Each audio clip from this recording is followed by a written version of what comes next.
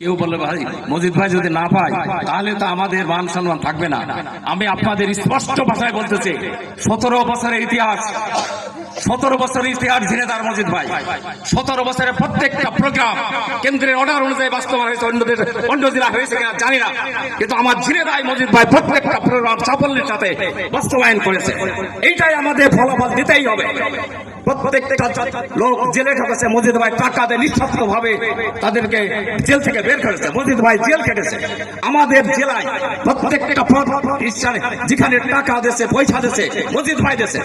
এই কান্ডারি জেলেদার কান্ডারি মজিদ ভাই নমিনেশন পেতেই হবে ইনশাল্লাহ, আমরা পাবো। আমার ইউনিয়নে যারা জেল কেটেছে প্রত্যেকের টাকা দিয়ে তিনি বের করেছেন। প্রত্যেকের বাড়ি বাড়ি গেছে, যে তাদের টাকা দিয়ে সাহায্য করেছে, তাদের পরিবারের সাথে সহমর্মিতা আলোক করেছে।